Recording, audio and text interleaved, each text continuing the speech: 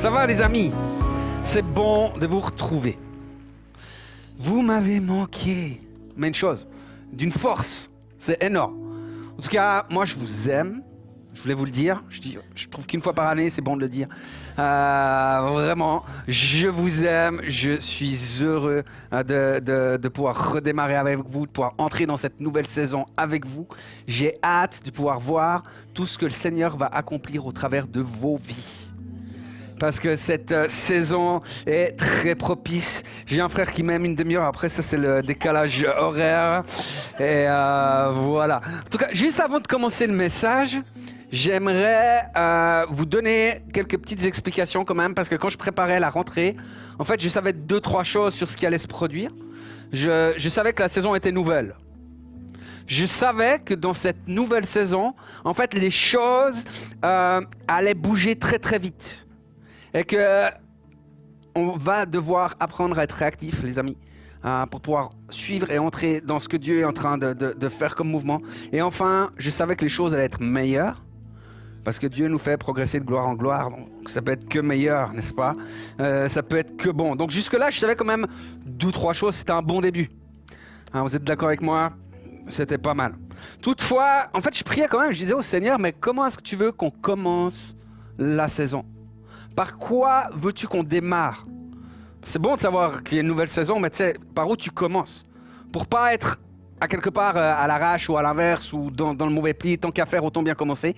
Et ce que l'Esprit me disait clairement, c'est qu'il voulait créer une dynamique, un mouvement dans lequel nous devions nous inscrire afin d'avoir vraiment cette capacité d'hériter, mais même de saisir à quelque part, j'ai envie de dire. Vous savez, les promesses qu'il a pour nous. Les choses qu'il a prévues, il veut qu'on puisse les servir. Et le principe de ce mouvement, il est assez simple. En fait, par exemple, ce mouvement, c'est que moi, en tant qu'individu, mais ça peut être vous, hein, vous pouvez dire moi en tant qu'individu, je ne vais pas dire moi avec tous vos prénoms, ça va être compliqué. Moi, en tant qu'individu, avec les promesses que j'ai reçues, avec ce qui est sur ma vie, en fait, je suis invité à m'inscrire dans une promesse qui est plus grande. Cette promesse qui est plus grande, c'est la promesse qui est sur la maison ici. Sur Gospel Sainte-La-Côte, avec sa vision, avec sa promesse, avec ce qu'elle a reçu. Et là encore, en tant que Gospel Sainte-La-Côte, en tant que famille spirituelle, on est invité à s'inscrire dans une vision qui, là, est encore plus grande. Et cette vision, c'est ce qu'a reçu l'équipe apostolique pour cette saison. Et on est appelé à pouvoir s'impliquer là-dedans. Et de manière encore, là, je dirais quelque part, on est dans une vision qui est encore plus grande, parce que c'est celle de Jésus-Christ. Avec son ordre de mission de faire de toutes les nations des disciples. Vous connaissez dans Matthieu 28 au verset 19. Je pourrais résumer donc ça de cette manière, c'est inscris-toi dans une promesse qui est plus grande que la tienne. Et je crois vraiment, vous savez, on est dans une saison où Dieu veut rassembler son peuple. Et dans l'unité, il va se passer la puissance. Et en fait, l'histoire, c'est que, vous savez, on a tous reçu une onction. C'est pas un problème, on a tous une onction, on a tous quelque chose. On a tous, voilà, certains savent le rappel, mais il y a tous quelque chose qui est déclaré sur nos vies et on a tous une onction. L'histoire, c'est que pour cette saison, en tout cas, les amis, et je pense que pour le futur, c'est pareil, parce que c'est le cœur du Seigneur, mais pour cette saison, le Seigneur, il ne veut pas que nos onctions fonctionnent de manière indépendante et individualiste. Parce que même si ton onction est là, qu'elle est puissante, qu'elle est bonne, lorsque tu es seul, tu es comme un feu de paille, en fait. Il y aura une portée, mais qui sera trop limitée. Le Seigneur dit aujourd'hui, je vous mets ensemble pour que vos onctions ensemble deviennent un foyer, qui sont puissance les uns les autres, qui se donnent la force, du courage, qui s'aident, qui s'appuient pour la gloire de Dieu. Et véritablement, il y a quelque chose comme ça qui va venir. Et vraiment, le principe derrière, c'est qu'ensemble, on puisse former un édifice spirituel. Sur cet édifice spirituel, les amis, le Saint-Esprit va baptiser de feu son Église. Parce qu'il y a des promesses pour la fin des temps avec un baptême de l'Esprit tout nouveau sur la fin des temps. Et ça s'en vient. Donc voilà, c'est ça ce que j'ai reçu. Et de ce fait, on va, si ma télécommande marche, on va se mettre sur cette même vision pour cette saison qui est esprit de foi et de conquête. Et j'aimerais vraiment vous encourager à toutes et tous, dans la mesure du possible, à pouvoir participer à cette conférence Gospel Wave. Je le répète, mais je crois qu'il va y avoir quelque chose qui va se passer cette année. Donc c'est hyper important. Ça marche ? Aujourd'hui, mon message en fait, il a pour titre...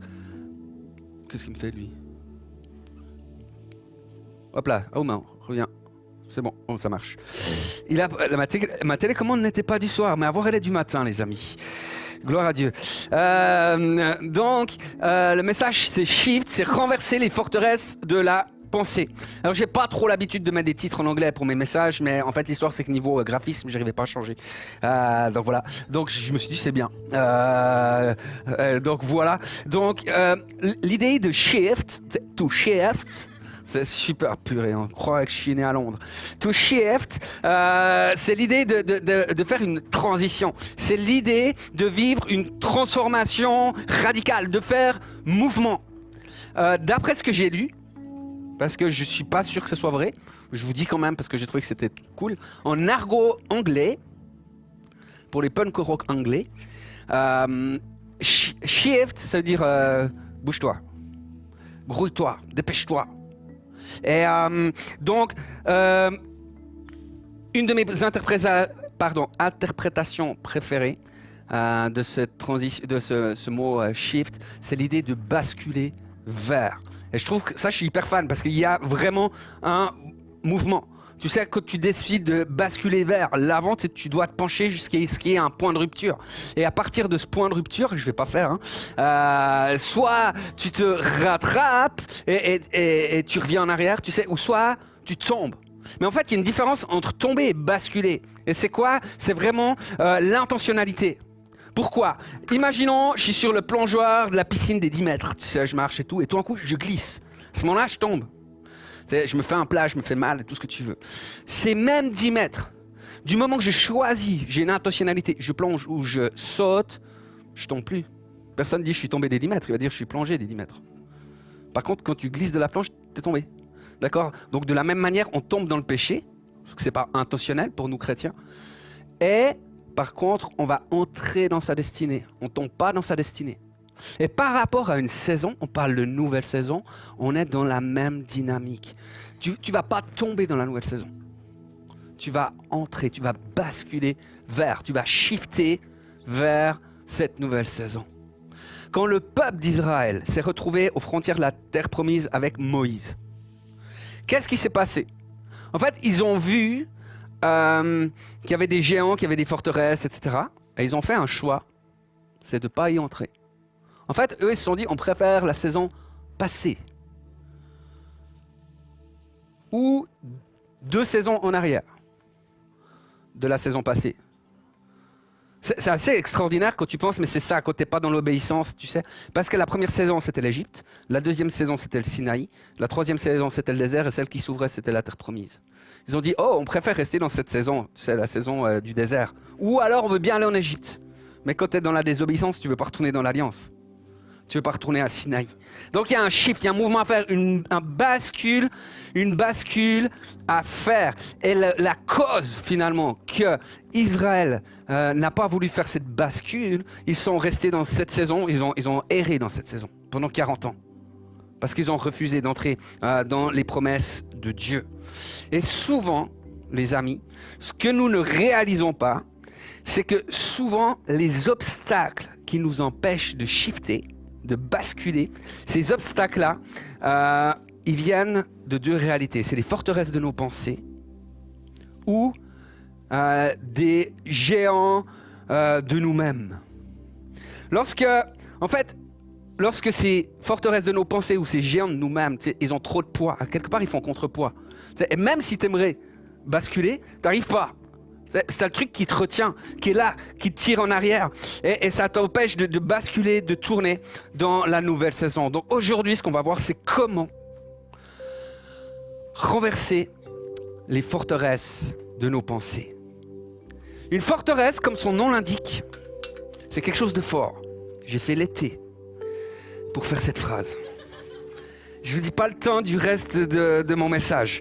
Non, mais réfléchissons. Une forteresse, c'est évidemment quelque chose de fort, c'est quelque chose de solide, c'est quelque chose qui semble inébranlable, c'est quelque chose qui est là. Et quand on parle des forteresses de nos pensées, en fait, ce sont des mensonges auxquels on croit et qui vont diriger nos vies. Et ils proviennent bien souvent du contexte, que ce soit le contexte familial, du contexte de nos pays. Ça vient aussi des fausses doctrines auxquelles on peut croire, d'incompréhension que l'on a, etc., etc. On pourrait multiplier les exemples. Mais tout ça fait que dans notre cerveau, finalement, ça va construire une manière de penser. Et ça va même limiter notre manière de penser à l'intérieur même de cette forteresse. En fait, ces forteresses vont donner à quelque part un sentiment de sécurité. Et vous savez, des fois, on a quand même des principes. Alors, c'est pas toujours des forteresses, mais des fois, nos idées, elles sont un peu dans des boîtes. Tu sais, et tu rencontres des gens, ils ont toujours raison. Vous en connaissez? Et regarde pas ton voisin ou ta femme, c'est pas le moment. Oui, chérie, c'est pas toi qui parles. Tu sais, c'est des gens, ils peuvent venir vers toi, ils croient en un mensonge. Et ils vont dire, par exemple, truc gros comme une maison, hein, qu'on comprenne bien, et comme ça, il n'y a pas de sous-entendu. Quelqu'un vient vers toi, il va commencer à te dire que l'herbe est rouge. Tu vas dire, attends, il y a un truc qui joue pas, tu sais bien quel est l'herbe, tu sais, etc. Et tu vas commencer un peu à le titiller. Et lui, il est tellement pris dans ses forteresses, tu sais, même de temps en temps, il va décocher une flèche par la parole, c'est une petite... on connaît tous ça. On n'a jamais fait, mais on en connaît qui ont fait. Et tu sais, il t'envoie un truc comme ça. Pourquoi? Parce qu'il est pris dans ses carcans de pensée, dans ses forteresses, dans ses blocages. Tiens, sécurité, blocage. Mais aussi, la forteresse, elle va libérer quoi? Des peurs. Pourquoi? Parce que pourquoi tu te construis des forteresses finalement autour de ta pensée? C'est pour te protéger de quelque chose. C'est pour te protéger d'un ennemi, de quelqu'un qui pourrait s'attaquer à toi. Jésus donne une réponse. Non, oui. Mais en fait, c'est la Bible donne une réponse très claire à l'anxiété et c'est Jésus-Christ. Paul, dans Philippiens 4, versets 6 à 7. Alors, vous allez pouvoir sur Internet lire avec la caméra qui va rester sur l'écran. Il est écrit « Ne vous inquiétez de rien, mais en toute chose. Par la prière et la supplication, avec des actions de grâce, faites connaître à Dieu vos demandes. Et la paix de Dieu qui surpasse toute intelligence gardera vos cœurs et vos pensées en Jésus-Christ. » La paix de Dieu qui surpasse toute intelligence gardera vos cœurs et vos pensées en Jésus-Christ. Vous savez, le verbe s'inquiéter en grec, c'est merimnao. On dirait un nom de plage. Merimnao. Et ça définit autant ce qu'on pourrait qualifier d'anxiété qui pourrait être normale que d'anxiété qui pourrait être inutile. Vous connaissez des anxiétés inutiles? Il y en a quand même plein, hein. On est d'accord?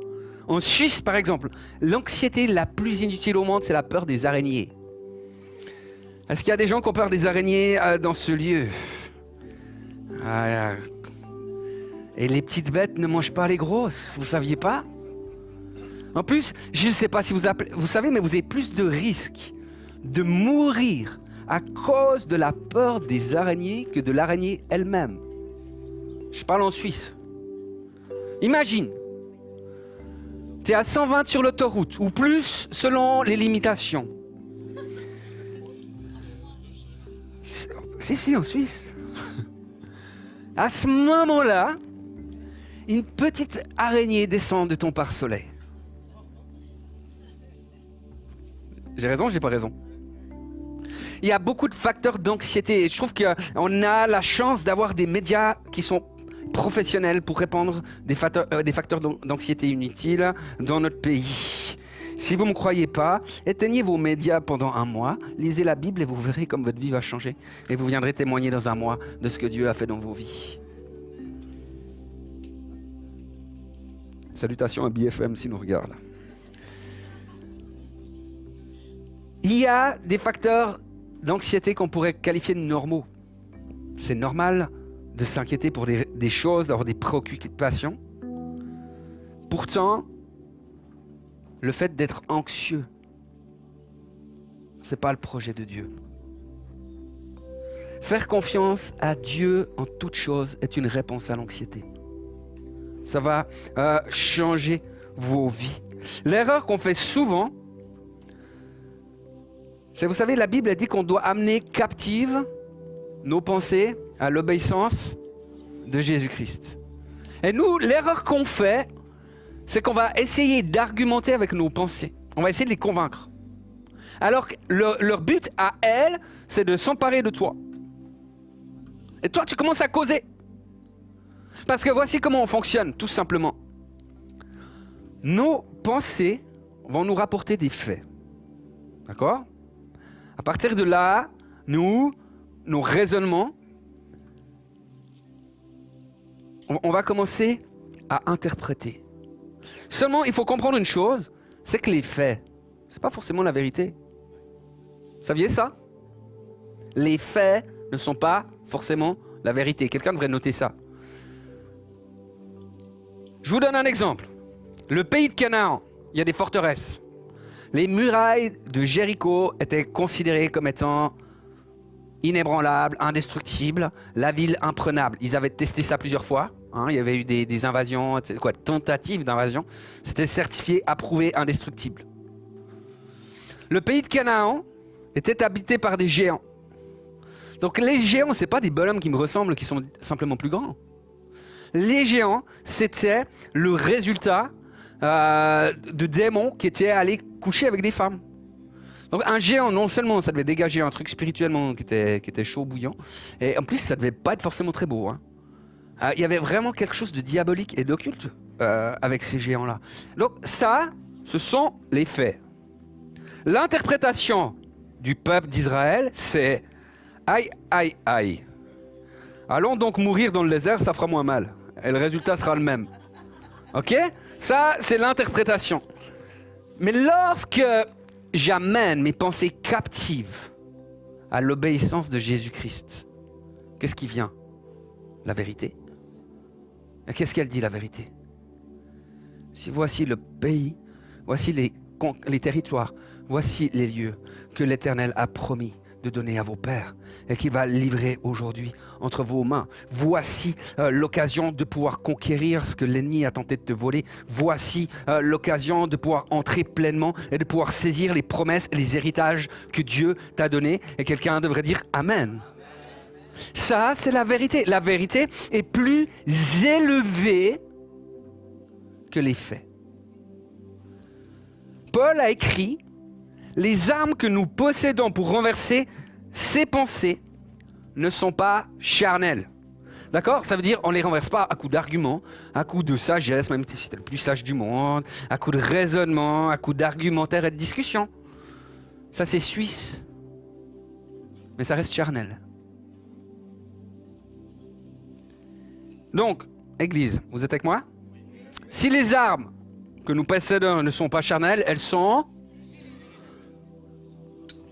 puissantes. La Bible dit que ces armes sont puissantes. Elles sont spirituelles, bien sûr, j'ai fait exprès. Je savais que vous alliez répondre spirituelles. Mais elles sont donc puissantes. Ça veut dire quoi ? Que les armes spirituelles sont puissantes. Et que tant qu'on est en train de négocier avec du charnel, c'est pas puissant. Ça marche pas. Le charnel ne marche pas. Dans cette saison nouvelle, on passe au spirituel. Dans cette saison nouvelle, on arrête ce qui ne marche pas, on rentre avec des choses puissantes. Quelqu'un devrait dire encore là, Amen. Amen, nos pensées, les amis. Nos pensées n'ont pas pour vocation à interpréter la Bible. Nos pensées n'ont pas pour vocation d'interpréter la volonté de Dieu. Nos pensées n'ont pas pour vocation d'interpréter la Bible à la lumière des faits. Pourquoi la vérité est plus élevée que les faits? Alléluia. Si on comprend ça pour cette saison, les amis, on va avoir des victoires sur nos pensées d'une manière extraordinaire et on va pouvoir prendre des territoires d'une manière extraordinaire. J'aimerais dire encore deux choses qui sont très très importantes. La première, il faut avoir une bonne nourriture pour nos pensées. Paul, après Philippiens 4, 6 et 7, continue son exhortation au verset 8.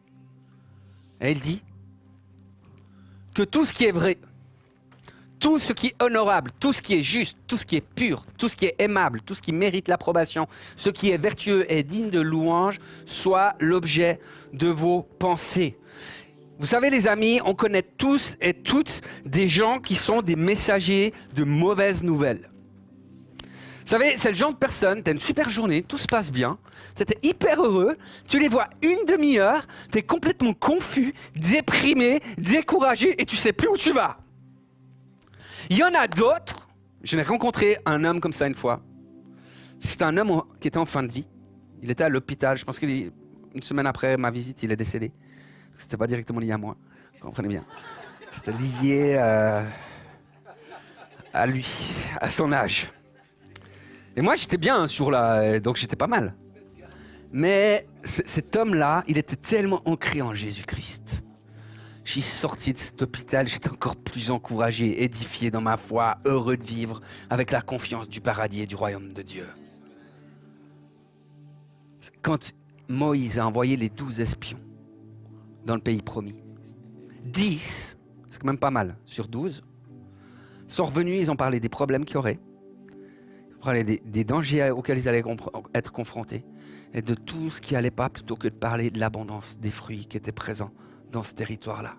Seulement deux ont eu confiance que Dieu allait leur donner ce pays et qu'il fallait tout faire, tout tenter pour pouvoir entrer dans ce que Dieu avait prévu d'avance.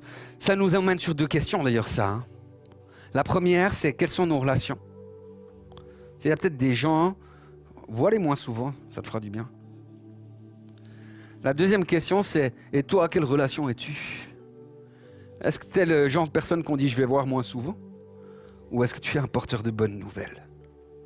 Si tu le sais pas, tu es appelé à être porteur de bonnes nouvelles. Tu es appelé à être celui qui encourage, qui exhorte, qui édifie ton frère, ta sœur par la foi, parce que cette saison est bonne et que cette saison est extraordinaire. La deuxième chose que je voulais vous dire, c'est que le diable ne peut pas lire dans tes pensées. D'accord? Par contre, il entend tes paroles, il voit tes actions, il voit tes réactions. Et vous savez, le diable nous attaque toujours dans les domaines où il sait qu'on va faire des percées. Le diable, en fait, son but, c'est de t'empêcher d'atteindre la destinée que Dieu a pour toi. C'est de t'empêcher d'entrer dans le pays des promesses. D'accord? Il va attaquer ça. Ça veut dire quoi? Ça veut dire que quand quelque chose t'inquiète, quand quelque chose t'intimide, te bloque, peut-être tu devrais commencer par interroger tes peurs et discerner le pourquoi il y a cela. Et peut-être pas à la lumière de qui était ton père, ta grand-mère ou tes ancêtres qui étaient ducs ou pas. Je pensais à l'archiduc, c'est pour ça que c'est devenu archi-ancêtre qui était duc. Mais c'est fort probable en fait que ce lieu-là, ce soit le lieu de ta destinée. Tu sais, il y a des personnes qui ont peur de manquer. Tiens, si tout un coup Dieu les appelait à un ministère de générosité. Il y a des personnes qui ont peur de l'inconnu. Moi, je suis sûr que c'est des gens qui sont appelés à faire des percées extraordinaires, à ouvrir des portes qui étaient fermées. Il y a des personnes qui ont peur de la mort. Réjouissez-vous, les amis. Vous allez ramener beaucoup d'âmes à la vie dans le nom de Jésus. Il y a des personnes qui ont peur de l'embarras. C'est peut-être justement que ces personnes-là, elles ont un don incroyable pour toucher la vie d'autres personnes. Par contre, je suis désolé, j'ai une mauvaise nouvelle. Si tu as peur des araignées, tu ne deviendras pas Spider-Man, je te jure. On est aussi appelé à avoir autorité, vous savez, sur nos pensées et sur différentes choses. Mais vous savez, partout où Satan attaque nos pensées, partout où Satan, en fait, essaye de nous détruire, en fait, c'est souvent un lieu où sont nos plus grandes forces. Et ça, c'est une clé qui est importante. Les amis, on est dans une saison de conquête. On est dans une saison où le Saint-Esprit veut réveiller ta foi. Il veut réveiller ton esprit pour que tu puisses aller saisir et reprendre tous les territoires que l'ennemi a voulu te voler. Et j'ai une bonne nouvelle, les amis. C'est que Dieu lève une armée. Tu n'es pas seul dans tes combats. Et vous savez, la plupart du temps, vous savez comment on pense. La plupart du temps, on se dit, ah, lui, il a des soucis avec sa famille, etc. etc. Et puis tu dis, bah, tiens, on prie un peu pour lui, etc. Et puis, puisqu'on est gentil quand même, on est chrétien, et bien cette année, ça va changer. Ton combat devient notre combat. Cette année, c'est une armée. Dans cette saison, c'est des armées qui se lèvent, qui vont tout bouleverser. C'est des armées qui vont se lever et qui vont aller avec toi pour conquérir ces territoires-là. Mais le premier territoire que tu dois conquérir, toi, c'est le terrain de tes pensées. Les premières forteresses à renverser, c'est celle de tes pensées. Tu as l'autorité pour les amener captives à Jésus-Christ. Comment ça se passe concrètement? La Bible dit quelque chose. Ce que dit la Bible est la vérité. L'interprétation, on s'en fout. Le contexte, la réalité de ce qu'il y a autour, on s'en fout. La différence, c'est ce qui est écrit dans la parole de Dieu. C'est-à-dire quoi? Si Dieu a dit ce territoire, il est pour toi. Ça peut être un territoire, tu sais, rempli de forteresses, habité par des familles de géants, tous plus moches les uns que les autres. On s'en fout. Dieu te l'a donné, il est pour toi. La victoire vient de ce que Dieu a dit et pas de nos capacités ou de notre puissance à nous-mêmes. Satan ne peut pas lire dans tes pensées, mais nous non plus. Hein. Mais si tu as des combats que tu n'arrives pas à gagner, il faut en parler. Est-ce qu'on sera avec toi? On a tous des trucs où ça passe, c'est assez facile, puis il y a des trucs où c'est compliqué. Alors peut-être qu'il y a des choses qu'on va peut-être pas parler devant toute l'église, c'est peut-être compliqué, mais il y a des choses qu'on va pouvoir parler dans nos bases déjà. Puis il y a d'autres choses qui se disent peut-être plus dans les tête-à-tête. Mais on va les détruire tout ça. On va les détruire les mensonges. On va les rétablir la vérité de Jésus-Christ. Rétablir ce que la parole dit. On va amener ces pensées. On va amener toutes choses à pouvoir être amenées à l'obéissance de Jésus-Christ en dénonçant les mensonges et en permettant à la vérité de régner sur nos vies, sur nos pensées et sur nos cœurs dans la puissance du nom de Jésus. Amen. Est-ce que vous êtes chaud pour ça, Église? Est-ce que vous êtes chaud pour cette nouvelle saison, Église? Moi, je sais qu'il y en a plusieurs ici qui sentent déjà la nouvelle saison aussi dans leur vie privée. Et j'aimerais vous dire, c'est glorieux. N'oubliez pas, on doit être ensemble dans ces promesses-là. Et on va voir une différence qui sera vraie. Il y en a d'autres qui sentent rien du tout. D'accord? Ils disent, moi je sens que dalle, tu sais, ils regardent les autres, je suis peut-être le seul, etc. On s'en fout que tu sentes ou tu ne sentes pas. Il y a une nouvelle saison. Tu veux venir? Tu veux pas venir? Si tu veux venir, tu sais, tu te mets dans cette promesse-là. Nous sommes appelés à être une église pour la côte, la France voisine et la francophonie. Au Gospel Center, la côte, nous croyons que l'Église est une force et une grâce divine, que Jésus-Christ en est la tête. Et c'est lui qui appelle chaque personne, enfant, adulte, couple et famille, à faire partie du corps. Ce qui nous motive et ce que nous faisons, glorifier Dieu que nous... C'est déjà quoi là? Je me plante à chaque fois. Dans tout ce que nous pensons aussi du coup, c'est bien. Dans tout. Ok, dans chacune de nos actions. Alléluia, on va se lever. J'aimerais qu'on puisse prier et qu'on puisse vraiment aussi prendre cette position spirituelle aujourd'hui, cette position qui permette la bascule. On va basculer les amis, on va vivre un shift pour la gloire de Dieu. Alléluia, alléluia. Jésus, tu nous vois, on est là. On est un peu, j'imagine, comme ce peuple d'Israël quand il était devant la terre promise et puis qui ne savait pas à quoi s'attendre. Mais la seule chose qu'il savait, Seigneur, c'est que tu étais avec lui, en tout cas dans la deuxième mouture. Parce qu'on ne veut pas être de ceux qui retournent dans le désert, qui préfèrent mourir dans le désert. On veut être de celles et ceux qui, fidèles à ta parole, fidèles à tes promesses, puissent entrer dans les choses que tu as promis. Et la réalité la plus merveilleuse, Seigneur Jésus, dans cette saison, c'est de pouvoir te connaître. La différence va se faire, Église, dans notre manière de passer du temps avec l'Éternel.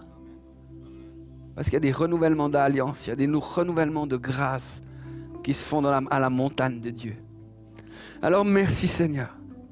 Merci Seigneur de sanctifier nos cœurs, de sanctifier nos pensées et de sanctifier nos bouches pour que nous puissions, Seigneur, entrer dans les chemins que toi tu as préparés. Moi je veux te remercier pour cette église victorieuse et merveilleuse que tu as préparée. Je te remercie pour chacun de mes frères et sœurs parce qu'en toi Jésus, il n'y a aucun maillon faible. Il n'y a aucune personne à la traîne. Parce qu'en toi, Seigneur, nous trouvons notre force, notre courage et notre joie. Et Seigneur, c'est dans ta joie, c'est dans ta présence qu'on veut se fonder. C'est en toi, Seigneur, qu'on veut être. Parce qu'on ne veut pas jouer à l'église, on ne veut pas être des chrétiens du dimanche. On veut être des hommes et des femmes qui marchent fidèlement dans ce que tu prépares. Et on te remet, Seigneur, sincèrement cette saison. Tu connais toutes les promesses qui habitent chacun ici. Tu connais chaque fils, chaque fille qui ont quitté la maison. Tu connais chaque époux, chaque épouse qui ont quitté la maison. Et Seigneur, cette année, dans cette saison-là en tout cas, je ne sais pas combien de temps elle va durer, mais dans cette saison-là, on veut appeler et croire que ses fils, ses filles, ses époux, ses épouses, que ses cousins, ses cousines, ses oncles, ses tantes, ses amis, ses voisins, que toutes celles et ceux que l'ennemi a tenté de ravir vont revenir dans la gloire et la maison de Jésus-Christ. Parce que c'est la saison de la victoire. Église, as-tu la foi pour cela? Amen. Saint-Esprit, sature-nous d'un esprit de foi et d'une mentalité de conquête pour la gloire de ton nom. Amen.